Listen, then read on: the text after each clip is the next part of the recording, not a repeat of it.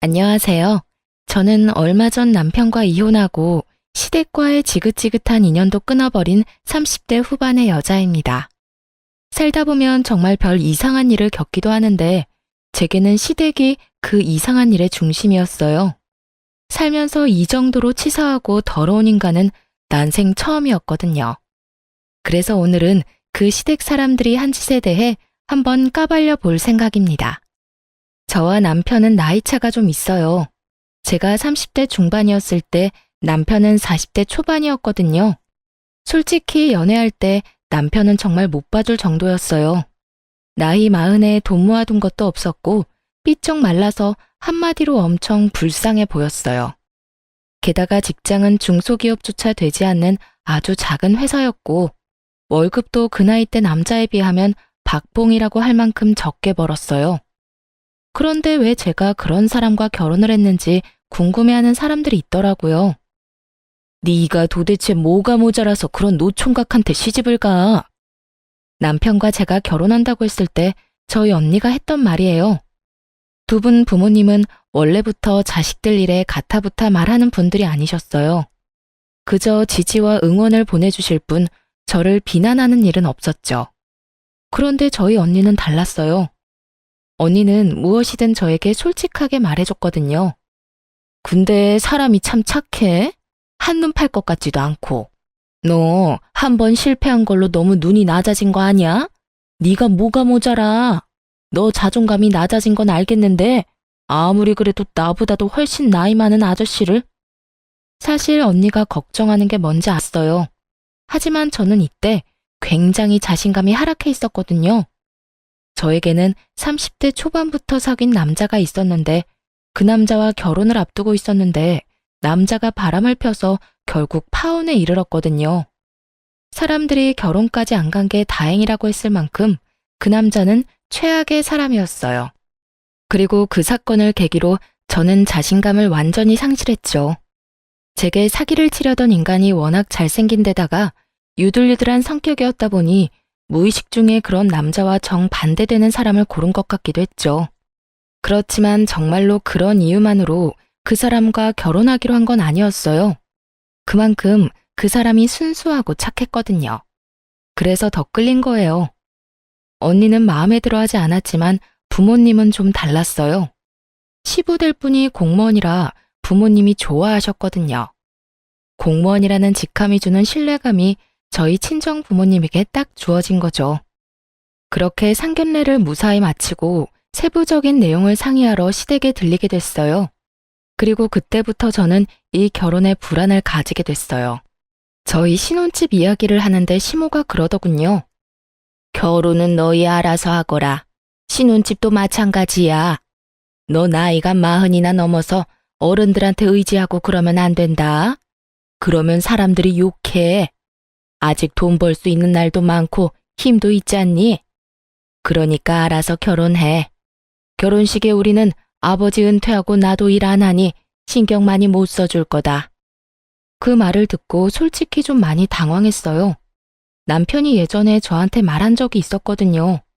자기가 여태 돈을 많이 못 모아둔 이유요. 월급 받을 때부터 시모에게 한 달에 100만 원씩 용돈을 드렸다고 했거든요.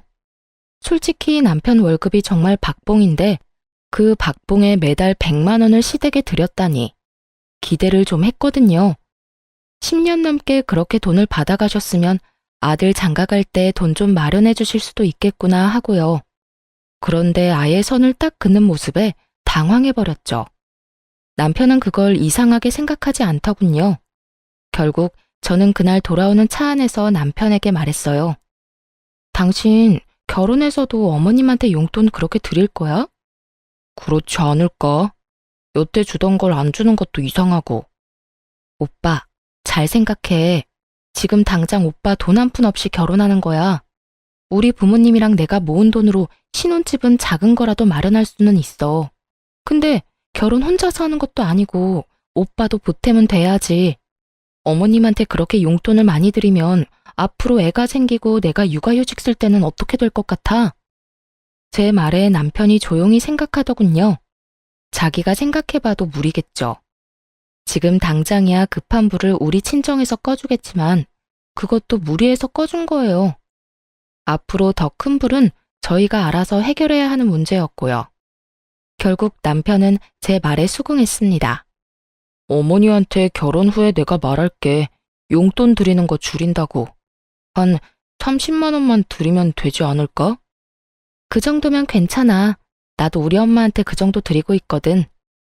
그렇게 이야기를 하고 나서야 저도 마음이 좀 편해졌어요. 그리고 나도 집 살 때 돈 보탤게. 어머니에게 드리던 용돈을 줄이면 대출금 정도는 낼 수 있을 거야. 아니야, 오빠. 그 돈은 우리 열심히 모아두자. 앞으로 태어날 아이와 우리 노후를 위해서라도 돈은 모아둬야 하거든. 오빠가 내 이야기에 귀 기울여줘서 고마워. 그렇게 저희는 결혼했고 친정 부모님의 도움과 제가 모아놓은 돈으로 신혼집도 어렵게 장만할 수 있었어요. 작고 오래된 집이었지만 그래도 매매였어요. 서울이었으면 엄청 비쌌겠지만 지방이라 가격도 비싸지 않았어요. 그래도 대출 없이 집을 마련했다는 것만으로도 다행이었죠. 결혼하고 나면 좋은 일만 있을 줄 알았는데 그렇지만도 않더군요. 저는 간호사로 병원에서 일을 하는데 제가 일하는 병원이 시댁과 가까웠어요. 결혼한 그달부터 시모가 저를 매번 시댁으로 불렀어요. 저의 출퇴근 시간을 체크해서 꼭 일을 안 할 때 불렀어요. 그리고는 정말 쓸데없는 일들, 자기가 하기 싫은 일들을 저한테 시켰어요. 오늘은 설거지랑 냉장고 청소 좀 하고 가거라. 어깨가 아파서 아무것도 못하겠어. 냉장고 청소하고 나면 화장실도 좀 청소해 놓고 곰팡이 핀 곳이랑 줄눈 있는 부분 하얗게 만들어놔. 그렇게 말하며 자기는 소파에 앉아서 어깨를 통통 두드리며 TV를 보고 있더군요. 저는 보수적인 집단에서 자라서 시모가 며느리에게 일 정도는 시킬 수 있다고 생각해요. 나이 많은 연장자에 대한 공경이라고 생각한다면 못할 것도 없었죠. 하지만 제게 그런 일을 시키고 싶다면 그 밑바탕에는 서로에 대한 최저한의 존중이 깔려 있어야 하는 거 아닌가요? 일 다 했으면 가봐라. 너 있으니까 편하게 못 쉬겠어. 다음에는 좀 더 빨리 할 수 있도록 하고. 제가 시모의 일을 도와줬다면 수고했다 말 한마디, 따뜻한 눈길 한번, 그거라도 저한테 줬어야 맞는 거죠. 그랬다면 그것만으로도 보람과 뿌듯함을 느꼈을 거예요. 그런데 시모는 마치 당연히 부려야 할 종년을 부린 것처럼 굴더라고요. 그러면서 저한테 한마디 하더군요. 예, 이번 달 월급도 10일에 나오니? 큰일이네. 너 아범한테 내 용돈 좀 더 빨리 달라고 이야기하거라. 이번 달 모임이 10일 전에 잡혀서 그 전에 옷을 사야 하거든. 자주 보는 것도 아닌데 한 번 입었던 옷을 입고 가는 것도 좀 그렇지 않니? 그이한테 물어볼게요. 물어볼 게 뭐 있어? 그냥 그렇게 하라고 하면 하는 거지. 정말 고압적인 자세로 그런 말을 하는 시모를 보며 시모가 저를 그리 반기지 않는다는 걸 알게 됐죠. 그날 저녁 저는 남편에게 시모가 용돈을 빨리 받기를 원한다고 말했고 남편은 이 기회에 용돈을 줄여서 드리겠다고 말하겠다고 했고 저도 함께 시댁에 가기로 했어요. 시댁에 가서 시모에게 봉투를 건넨 남편에게 시모가 의아한 듯 묻더군요. 그냥 계좌로 붙여주면 되지 왜 갑자기 현금을 가져와? 그렇게 이야기하며 봉투를 열어 확인하던 시모가 인상을 팍 찡그리더군요. 너 이건 뭐야? 왜 30만 원밖에 안 들어있어? 나머지 70만 원은 어디 갔니? 어머니, 그 일 때문에 드릴 말씀이 있어요. 저도 이제 결혼했고 아이도 곧 생길 건데 어머니 용돈으로 100만 원씩 드리는 건 좀 무리인 것 같아서요. 이번 달부터는 30만 원만 드릴게요. 너, 이게 무슨 짓이야? 설마 네 짓이니? 네가 우리 아들한테 바람 넣었어? 어머니, 그런 거 아니에요. 솔직히 지금 결혼하면서 마련한 신혼집도 이 사람이랑 장인어른께서 다 도와주신 거잖아요. 결혼할 때 저는 해간 것도 없고요. 지금 많이 저축해야 애가 태어났을 때 조금이라도 더 큰 집으로 이사갈 수 있겠죠. 네가 처갓집에 도움을 받았으면 그건 네가 해결할 일이지. 설마 처갓집에 도움 좀 받았다고 내 용돈 깎아서 사돈한테 돈 주는 거야?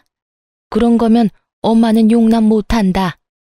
어머님, 그런 거 아니에요. 오빠가 여태껏 살면서 신세진 게 많아서 용돈을 그렇게 드렸잖아요. 하지만 이제는 분가해서 사는데 이러면 두 집 살림이라 돈이 더 많이 들어요.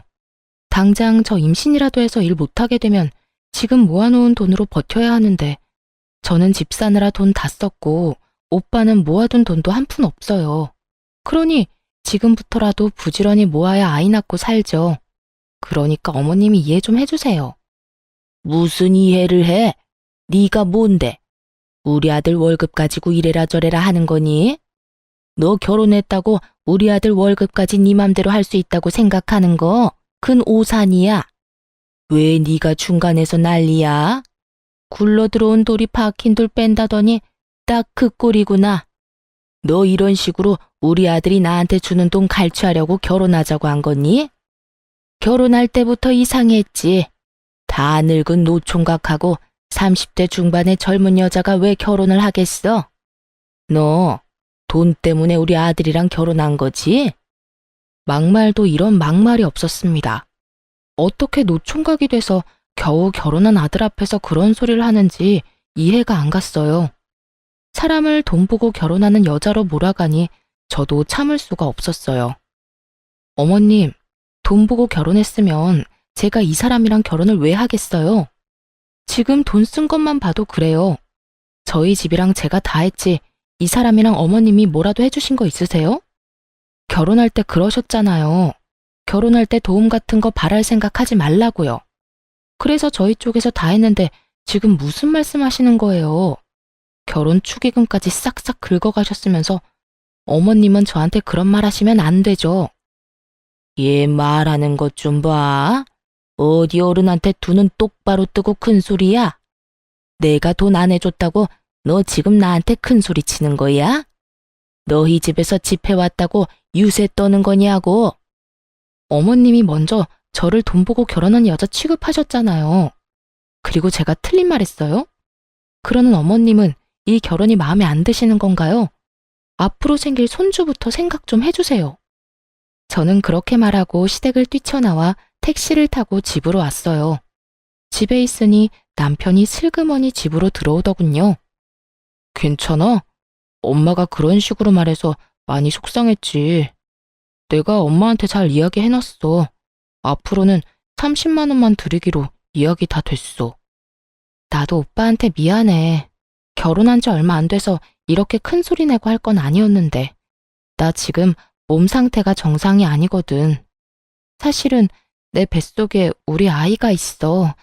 결혼식 직전에 생긴 소중한 아이가 있어서 나도 모르게 흥분한 것 같아. 호르몬 변화 때문에 감정 기복이 좀 생겼거든. 정말? 아이가 생기다니. 그래서 당신이 그렇게 흥분해서 말했구나. 앞으로는 내가 잘할게. 내가 우유부단한 탓에 당신한테 상처 준 것 같아서 미안해. 이런 남편이 있어서 저는 견딜 수 있었어요. 그런데 시모는 포기를 모르는 집념을 가졌더라고요. 용돈을 줄이겠다고 한 그 다음 주에 바로 연락이 왔어요. 아들, 우리 집이 너무 오래되고 크니까 좀 더 작은 곳으로 갈까 싶다. 그런데 늙어서 시골 들어가는 것도 병원 가는 거 힘드니 안 되고 내가 다니던 병원 근처에 가고 싶은데 돈이 좀 모자라네. 네 이름으로 대출 받아서 돈 좀 마련해 봐라. 옆에서 시모 전화를 함께 듣고 있던 제가 한마디 하려는데 남편이 저를 말리더군요. 어머니, 제가 좀 더 안정기가 되면 말씀드리려고 했는데 저희 아이 생겼어요. 그래서 앞으로 돈 쓸 일은 좀 피할 생각이에요. 지금 있는 집 수리할 곳 있으면 말씀하세요. 제가 보고 수리해야 하는 곳은 수리할게요. 그런데 지금 당장 돈 마련하는 건 무리예요. 아이? 너희 아이가 생겼어? 거짓말 아니야. 나한테 돈 주기 싫어서 애 생겼다고 거짓말하는 거 아니냐고. 무슨 그런 걸로 거짓말을 해요. 어머니, 이제 좀 그만하세요. 저는 괜찮은데 와이프 상처받는 건 안 보고 싶어요. 죄송해요. 그렇게 전화를 끊는 남편을 보니 그제야 마음이 놓였어요. 시모의 그런 막무가내 요청도 막을 수 있게 됐잖아요. 그리고 작은 집으로 옮기면서 돈이 더 필요하다는 시모 말은 진짜 듣고만 있어도 어질하더라고요. 사실 시모는 전업주부로 시부가 주는 돈으로 생활했었는데 사치가 좀 있었거든요. 과시욕도 있고 함께 모임하는 사람들 따라가려니 시부 용돈만으로는 버거웠던 모양이었어요. 그러니 아들 용돈으로 10년 동안 사치스럽게 생활한 모양이었죠. 며느리가 생겨서 이제 그런 생활을 청산해야 하는데 쉽지 않으니 이런 식으로 매번 돈을 요구했어요. 집도 비싼 집으로 가려는 이유는 뻔해 보였어요. 지인들에게 자랑하고 싶었던 모양이었어요. 땅값 비싼 곳으로 이사 갔다고 말이죠.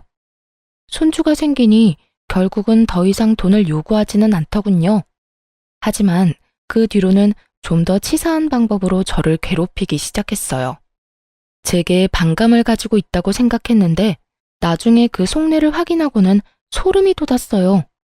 평범한 사람이라면 상상도 못할 검은 속내가 있더라고요. 저는 결혼과 동시에 임신을 했고 아이를 낳았어요. 딸은 시모의 의심과는 다르게 남편과 무척 똑같이 생겼었어요. 아무도 남편 아들이 아니라고 생각도 못할 정도로 말이죠. 시댁에는 그 용돈 사건 이후로 잘 가지 않았고 명절과 생일, 어버이날에만 방문하게 됐어요. 그 외의 날에는 남편 혼자 시댁에 들렀죠. 아이가 2살 때였어요. 음식을 차리는 건 거의 다 제 몫이었어요. 시모는 절대로 저를 도와주지 않았어요. 딱 하나, 밥만 시모가 했죠. 그런데 그보다 더 짜증나는 일은 따로 있었어요. 밥을 먹으려고 할 때마다 저를 바깥으로 심부름을 보냈거든요. 시댁에서 마트까지는 적어도 걸어서 왕복 20분은 걸렸어요. 가는데 10분, 장 보는데 10분, 오는데 10분이면 총 30분을 보내는 거죠. 심부름은 항상 간장이나 막걸리, 음료수 같은 액체로 된 무거운 물건들이었죠. 미리 사두면 될 것인데 항상 그렇게 저를 시켰어요. 그리고 갔다 오면 다들 밥을 다 먹고 저는 남아있는 찌꺼기만 먹어야 했죠. 게다가 그뿐이면 말을 안 해요. 항상 제 몫에 새밥만 없어서 찬밥을 줬는데 그 밥에서는 항상 쉰내가 났어요. 어머니, 이거 상한 것 같아요. 어머, 어쩌니? 밥이 없는데 햇반이라도 사와서 먹어. 그러면서 또 내보내는 거예요. 한 번이면 실수였나 보다, 정신이 없었나 보다 싶지만 매번 갈 때마다 이런 패턴이니 나중에는 아무리 바보라도 제가 괴롭힘을 당한다는 걸 알게 될 수밖에 없잖아요. 게다가 이번에 명절에 들렀을 때는 제가 아이를 돌보느라 허리에 디스크 증상이 심해서 고생했던 날이었어요. 시모가 밥을 다 차리게 해놓고는 저에게 또 일을 시키더군요. 예, 내가 보니 간장이 뚝 떨어졌더라. 너 지금 마트 가서 간장 좀 사와. 전이랑 고기 간장에 찍어 먹어야 하는데 다 떨어졌네. 아까 전에 요리할 때 확인했을 때는 남아있었던 간장이 하나도 없더군요.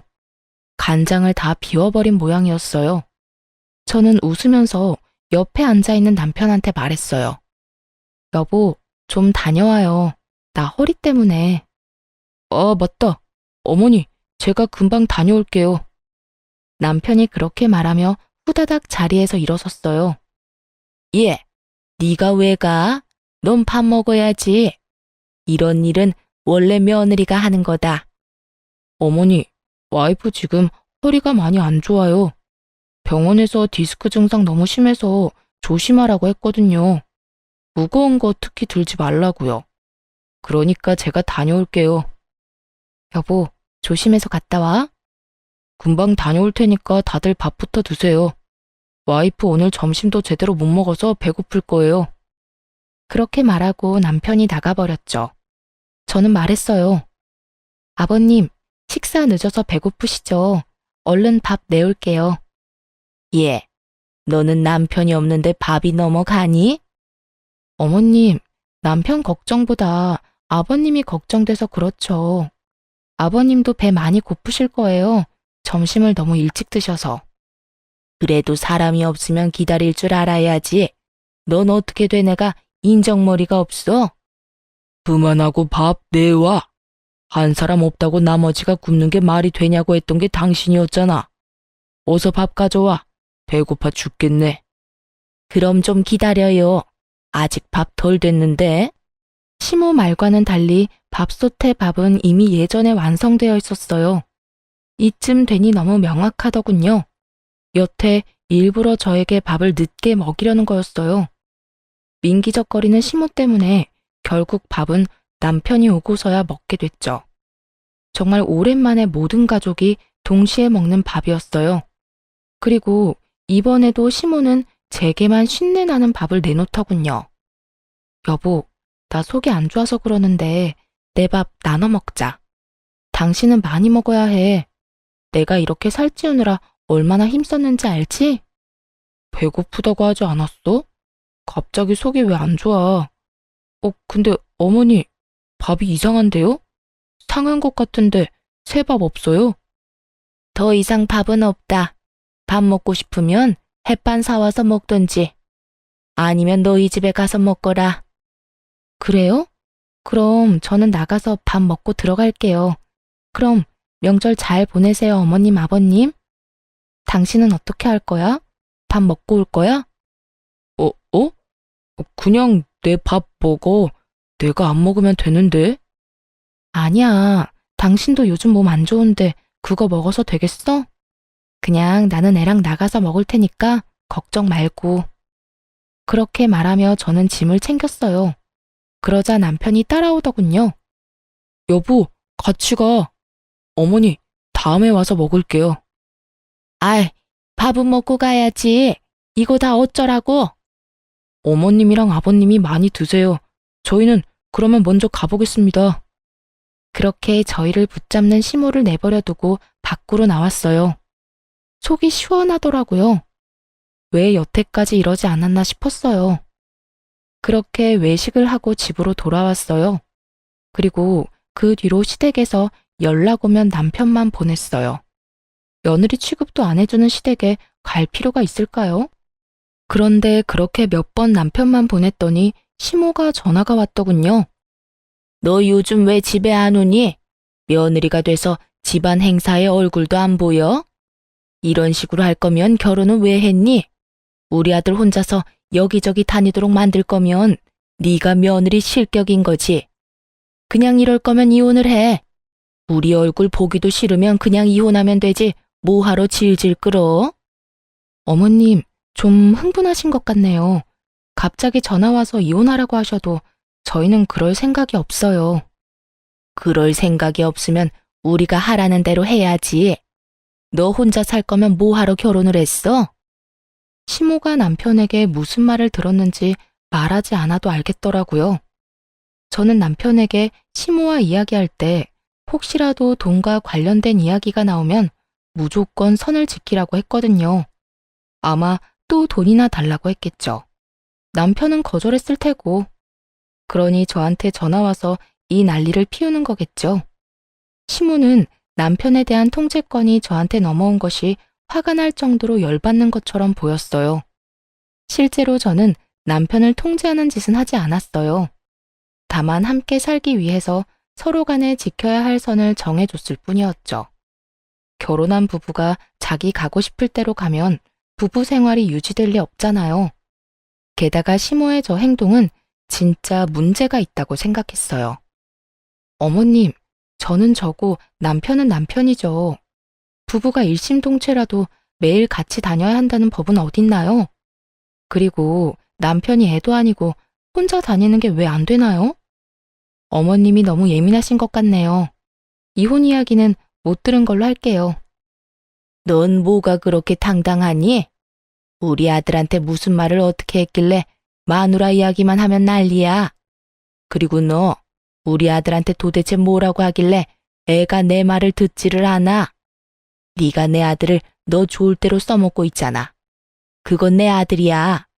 내 아들이 번 돈은 내 돈이고 내가 키워준 값 받겠다는데 네가 중간에서 그걸 낚아채? 내가 가만히 있을 줄 아니? 너 두고 봐라. 내가 아들한테 이야기해서 너희 꼭 이혼시켜버릴 테니까. 그렇게 말하고는 전화를 끊더군요.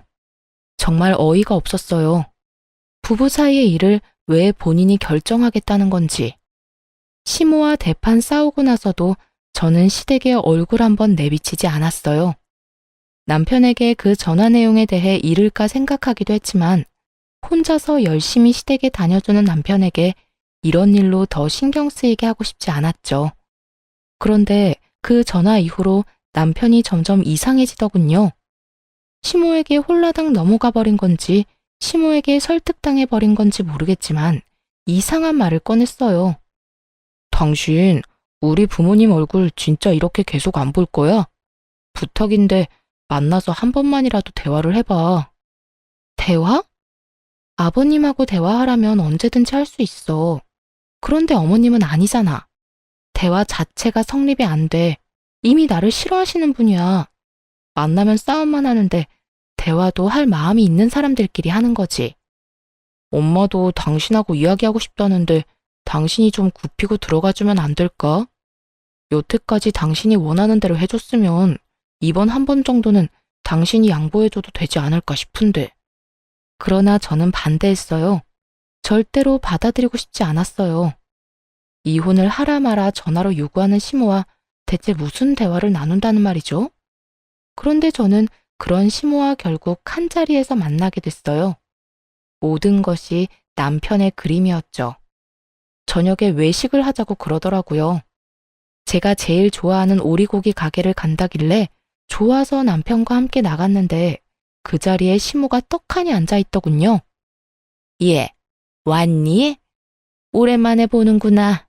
잘 지내는 것 같아 보기 좋네. 왜 요새 이렇게 얼굴을 안 비추니? 사람이 확 달라졌더군요. 엄청 부드럽게 말하는 시모를 보며 이 사람은 왜 이런 행동을 하나 경계부터 됐어요. 불과 며칠 전에 이혼하라며 난리친 시모와 대화를 나눴기에 이 변화가 더 수상했죠. 그러니 당연히 말이 곱게 나갈 리가 없었죠. 제가 얼굴을 안 비추는 이유는 어머님이 잘 아실 것 같은데요. 뾰족하게 가시가 돋친 제 말에 갑자기 시모가 얼굴을 손바닥으로 감싸더니 엉엉 울더라고요. 얘야, 미안하다. 내가 시집살이를 시키려고 시킨 건 아니다. 나는 다 너 욕먹지 말라고 그런 거야. 어디 가서 며느리 네가 하고픈 대로 하면 사람들이 배운 거 없다며 욕할 테니까. 그래서 내가 미리 너에게 가르쳐 준다는 것이 너를 오해하게 만들었어. 미안하다. 지금 왜 우세요? 정말 할 말이 이거 말고는 나오지 않았어요. 이 사람이 왜 이러나 싶었다니까요. 네가 화난 것도 알겠는데 도대체 내가 뭘 그렇게 잘못했니? 나는 다 너 잘되라고 한 거야. 그러니까 오해 풀고 다시 우리 집에도 들리고 우리 아들이랑 같이 잔치에도 나오고 그래. 네가 화났다고 해서 우리 아들에게까지 피해를 주는 건 아니잖니. 게다가 요즘에는 나도 며느리한테 버림받았냐며 사람들 입방아에 오르내리는 상황이라 어디 나가기도 무섭고. 다 내가 잘못했다. 그러니까 제발 용서해주면 안 되겠니? 완전 불쌍한 척 쇼를 하고 계시더라고요. 왜 울어요? 울고 싶은 건 저였는데. 그리고 자기가 뭘 잘못했냐니 전화로 이혼하라며 난리치던 건 잘못이 아닌가요? 제가 당황해서 입만 벌리고 있는데 남편이 그러더군요. 여보, 우리 엄마가 사과하잖아. 그러니까 이제 그만 사이좋게 지내줘. 중간에서 고생하는 날 생각해서라도. 게다가 어머니가 이렇게 울면서 사과하실 정도면 정말로 당신이랑 잘해보고 싶어서 그런 거야. 나는 지금 이 상황 자체가 이해가 안 돼. 어머님이 왜 울면서 나한테 사과를 하셔? 불과 며칠 전에 전화 와서 당신이랑 이혼하라고 하셨어. 게다가 당신도 알다시피 상한 밥, 그거 당신은 그날 처음으로 받겠지만 나는 결혼 후 내내 그 상한 밥이 나왔다고. 그것뿐인 줄 알아? 결혼 직후에는 식모처럼 시댁에 불러서 일 시켰잖아. 나더러 지금 그런 상황에 잘해보라고? 나는 어머님의 사과가 진짜라는 생각이 안 드는데. 그런 것들 다 통틀어서 미안하다고 먼저 사과하시는 거잖아. 당신 이렇게 속이 좁은 사람이었어? 어른이 먼저 사과하면 받아줘야 하는 게 당연한 일이잖아. 앞으로 그런 일 없겠다고 말씀까지 하셨고. 그러니까 그게 진짜로 사과한 게 아닌 것 같다고. 불과 며칠 전에 나한테 연락 와서 아들이랑 헤어지라고 하신 분이 어머님이야. 그런데 지금 며칠 지났다고 나한테 사과를 하셔? 당신은 그게 이해가 돼? 그렇게 죽일련 살릴련 난리를 피우더니 갑자기 왜? 남편의 어이없는 말에 대꾸를 하며 흙이 시모를 훔쳐보던 제 눈에 정말 경악스러운 모습이 비춰졌어요. 시모가 우리 두 사람의 싸움을 구경하며 싱긋 웃고 있더라고요. 순간 온몸에 소름이 쫙 돋는 거 있죠? 우리 싸우게 하려고 이랬나 싶었어요. 그때 시모가 끼어들었어요. 그만들 해라. 나 때문에 너희들끼리 싸우지 말어. 아들아, 나는 할 만큼 다 했다고 생각한다. 네가 며느리랑 사이좋게 지내라고 해서 사과까지 했어. 내가 뭘 잘못했는지는 모르겠지만 그런 일들이 실수라고 말한들 네 처한테 먹히지도 않겠지. 네가 며느리와 헤어진다고 해도 나는 안 말린다.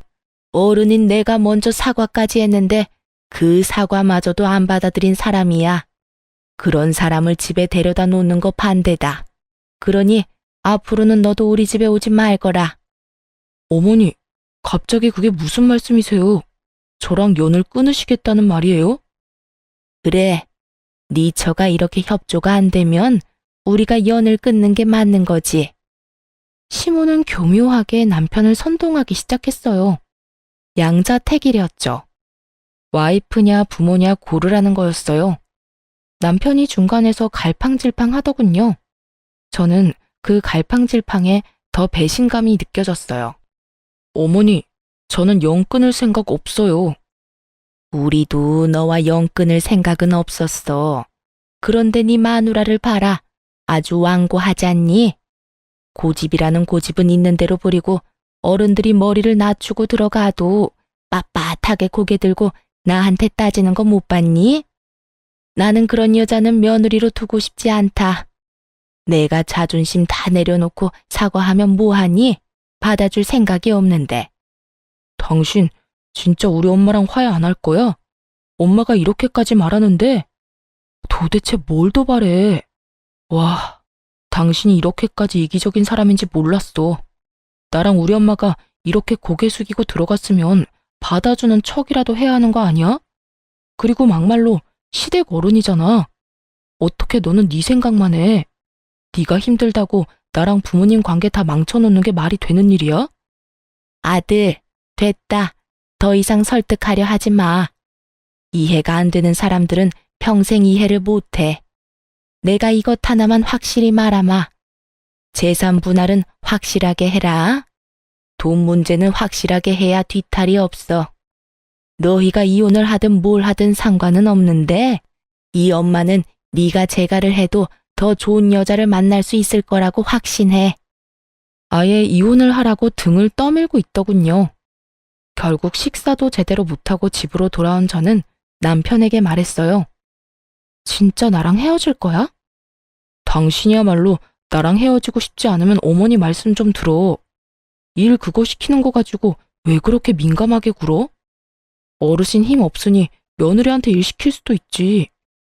그냥 일 시키는 거면 나도 해. 근데 일을 하고도 수고했다 한마디 해주는 법이 없잖아. 마치 당연한 듯이 집에 딸린 종 부리듯이 하는데 내가 왜 화가 안 나겠어? 반대로 생각해보라고. 우리 엄마가 오빠를 마음대로 불러서 일 시켜먹고 일 다 했으니까 빨리 너희 집에 가라고 하면 기분이 좋겠어? 그리고 어머님 아까 나한테 사과하신 것도 다 거짓말이야. 우리 둘이 싸울 때 어머님 웃고 계셨다고. 너 도대체 어디까지 우리 엄마를 모욕할 거야? 엄마가 왜 그런 짓을 하는데? 울면서 사과하는 모습이 애처로워 보였는데 네 눈에는 그게 웃는 것처럼 보였어? 아, 진짜 말이 안 통하네. 우리 이혼이라도 해봐. 어머님이 당신한테 돈 이야기 안 할 것 같아? 분명히 돈 이야기할 거 뻔하다고. 어머님 용돈이 나 때문에 줄어들었다고 생각하시니까 당연히 우리 둘 이혼시키고 싶어 하시는 거고 다 당신 돈 때문에. 그만 좀 해. 부모님이 나한테 그럴 리가 없잖아. 여태껏 내가 부모님한테 드린 거야. 그리고 틀린 말은 아니잖아. 당신 때문에 줄였던 거. 그래서 내가 어머님한테 주는 용돈 적게 주라고 했다고 지금 나한테 화내는 거야? 그러면 적게 주자고 했을 때 차라리 화를 냈었어야지. 당신도 거기 수긍했으면서 왜 이제 와서 사람 뒤통수를 때리는 건데? 됐다 됐어. 그냥 헤어지자. 이혼해. 나는 내 말 믿지 않으려는 사람하고 더 이상 같이 살기 싫어. 진짜 이렇게까지 해야겠어? 좀 굽히고 들어가라고. 싫다고. 어머님 저러는 거 당신에 대한 통제권을 나한테 뺏겠다고 생각해서 그런 건데 게다가 울면서 사과하는 사람이 뒤에서 웃고 있으면 그게 진심일 리가 없잖아. 당신하고는 말 안 통하니까 그냥 이혼해. 나도 이딴 식으로 매번 부딪히기 싫으니까. 저는 그렇게 남편과 이혼 서류를 냈어요. 결국 남편에 대한 통제권은 시모에게 넘어갔고 저와 남편은 이혼 소송을 진행했어요. 서로 변호사 선임한 직후 저는 남편에게 시모와의 마지막 통화 내용을 보내줬어요. 저도 예전에 자동 녹음 기능을 켜놨던 건데 그게 켜져 있어서인지 시모와의 대화가 자동으로 녹음이 됐더라고요. 그 통화 내용이 남편에게 어떤 식으로 작용했는지 모르겠지만 통화 내용을 보내고 나서 며칠 뒤에 남편이 잠깐 만나자고 하더군요. 이혼 때문에 할 이야기가 있다고요. 저는 만날 생각 없었지만 남편이 제가 일하는 병원 앞으로 찾아와서 기다리고 있더라고요. 결국 남편과 대화를 하게 됐는데 살이 엄청 빠졌더라고요. 고작 몇 주 만에 말이죠. 무슨 일로 보자고 한 거야? 난 할 말 없어. 이야기는 변호사 통해서 하면 되잖아. 여보, 이혼은 없던 일로 하면 안 될까? 당신이 그때 그랬지. 어머니가 내 돈 때문에 이혼하라고 하는 것 같다고 말이야. 정말로 그런 것 같아서 그래. 어머니한테 당신이 이혼하자고 했다고 하니까 갑자기 웃으시면서 잘 됐다고 하시더니 용돈부터 100만 원으로 다시 올려달라더라. 난 잘못 들은 건 줄 알았어. 당신 말대로 돈 이야기부터 할 줄은 정말 상상도 못해서. 남편은 경황이 없는 목소리로 제게 하소연하듯 말하더군요. 그래서? 그래서라니. 당신 말이 다 맞았으니까 내가 잘못했다고. 그러니까 우리 이혼 없던 걸로 해줘. 내가 알던 어머니가 아니었어. 그러니까 당신이 맞았던 거지.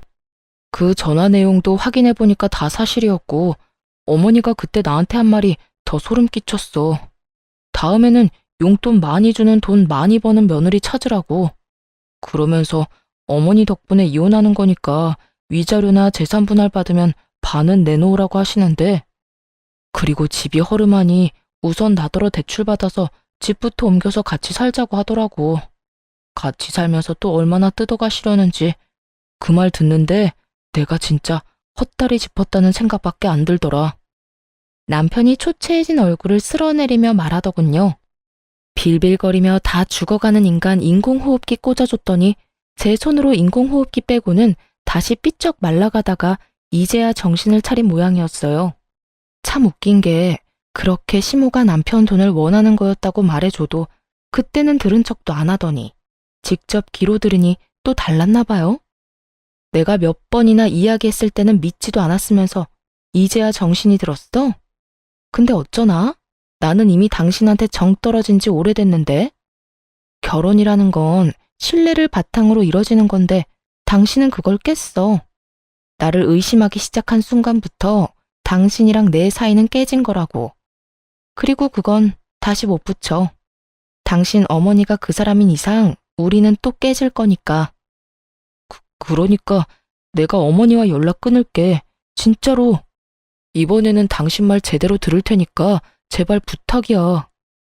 난 당신 받아줄 생각도 없고 다시 만나고 싶은 마음도 없어.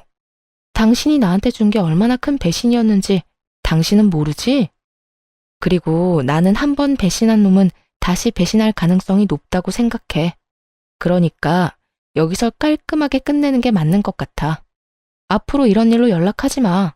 그리고 당신이 당신 엄마랑 연을 끊든 말든 이제 와서 나랑 무슨 상관이야? 이 이혼은 당신 선택으로 결정된 건데 진짜 진짜 웃기다. 어머니 탓하면 마음이 좀 시원하니? 어머님이 잘못한 건 누가 봐도 당연한 건데 그런 어머니한테 홀라당 넘어간 너한테는 잘못이 없다고 생각하나 봐. 그런데 네가 제일 나빠.